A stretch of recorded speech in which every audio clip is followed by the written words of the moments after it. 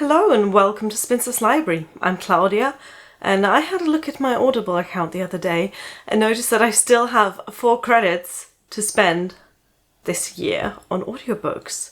So I haven't been listening to as many audiobooks as I could have so far this year, but obviously I am making up for it. But that gave me the idea for this video, which is to talk about some of my favourite audiobook narrators specifically for classic literature. As you all know, I love a classic and I'm also a big proponent of listening to classics because I think that especially with some of the older classics, listening to someone read it out to you makes the language a lot more accessible and understandable, at least for me personally. So I had a look at some of my favourite audiobook classics and at who actually narrates them, and I found 4 people that I would like to recommend to you if you are looking for classic audiobook recommendations. In the description box I will put a link to the Audible free trial. I'm sure you're all familiar with it. You can sign up for a month free on Audible, and I believe at the moment you get 2 free audiobooks in that month. I would, as always, recommend that you set yourself a reminder for the end of the month so that if you don't want to continue with a paid membership, you can then just cancel it.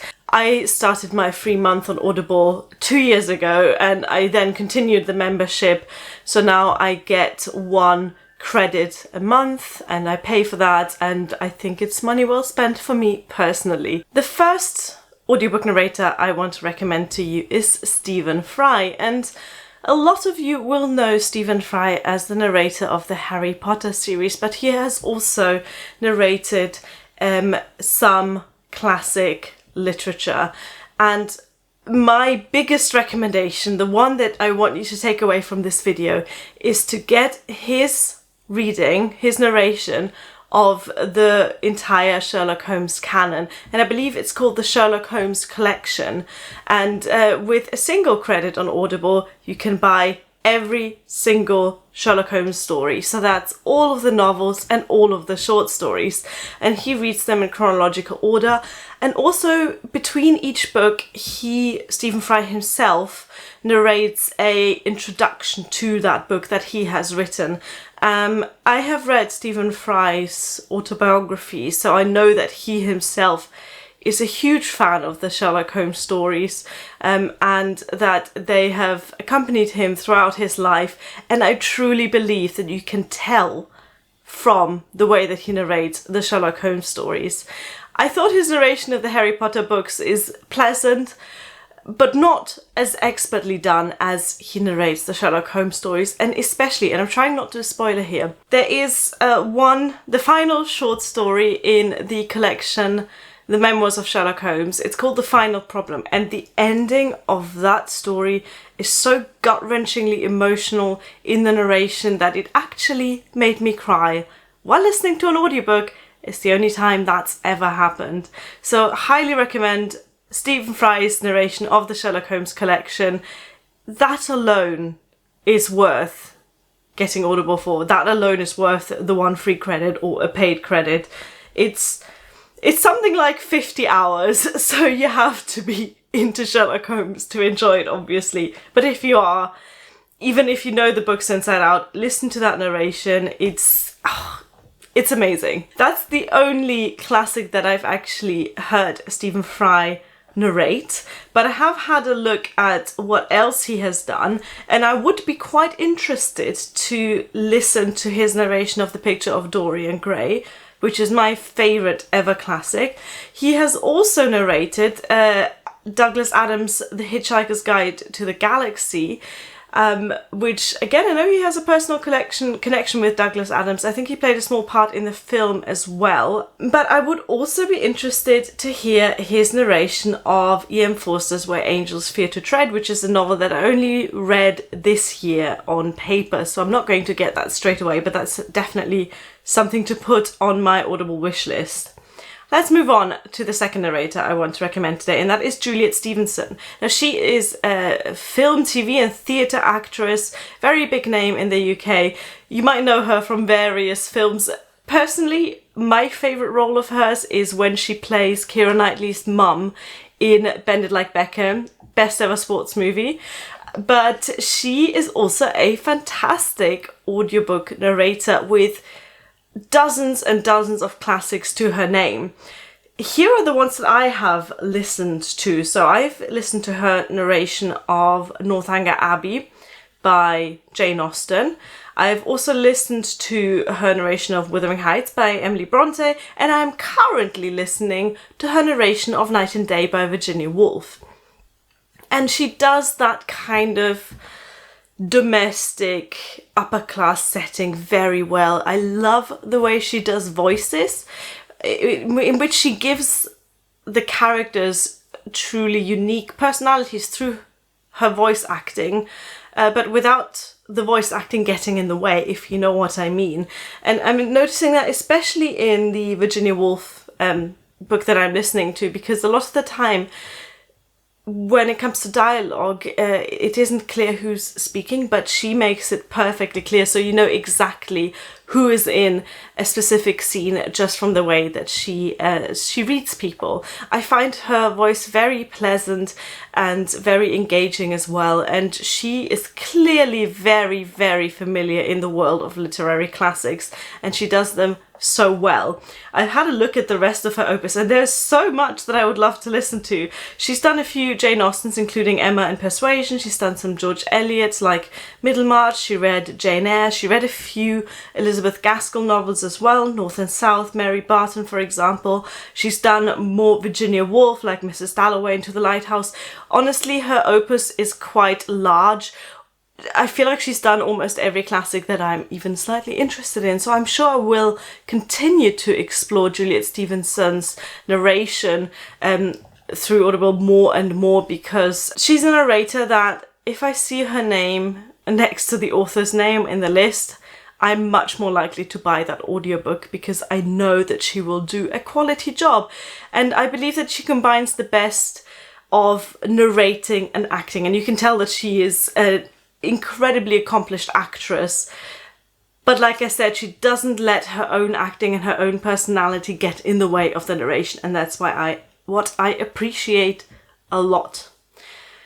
The next narrator whom I want to recommend is someone you probably have heard of, Simon Vance. Now, I've listened to two of his audiobooks, Oliver Twist by Charles Dickens and Robinson Crusoe by Daniel Defoe. And especially Robinson Crusoe impressed me immensely, because it's not an easy to read book. It's from the early 18th century, it's 300 years old, and the language is not easy, but he makes it sound very easy. He is, I would say, predominantly known as an audiobook narrator. I'm not sure if he does any acting or anything else. I only know him as an audiobook narrator. His narration of Robinson Crusoe showed me that he does everything right when it comes to audiobook narrators. He does voices, he does accents, but he does them in a subtle way. He narrates the entirety of Robinson Crusoe in a very mild Yorkshire accent, because on the first page of Robinson Crusoe it mentions that he is, in fact, from Yorkshire. I looked it up. Simon Vance is not, in fact, from Yorkshire, so he's putting on this accent for the entirety of the audiobook, and while it is noticeable, it does kind of add to the book, because if I had read Robinson Crusoe on paper, I certainly would not have read it in a Yorkshire accent. I would have read it in my natural, slightly German Doctor Who high school English accent. His narration adds to the story, and I'm sure he does that in all of the other books that he's narrated. Now, there is a very, very long list of audiobooks that he's done, like literally hundreds of titles, so I'm just going to mention some of the books and authors that he's narrated that I am personally interested in listening to. He did Dracula by Bram Stoker, he's done the Canterbury Tales and Paradise Lost, two classics that are also very, very old. So I imagine that while I would probably not be able to get through the Canterbury Tales on paper, I think with him narrating it, I might be able to understand and enjoy that book as well. He did The Picture of Dorian Gray. I feel like almost every audiobook narrator who does classics has done The Picture of Dorian Gray. He did Black Beauty, Robin Hood, so some children's classics as well. A ton of Dickens. I mean, a ton.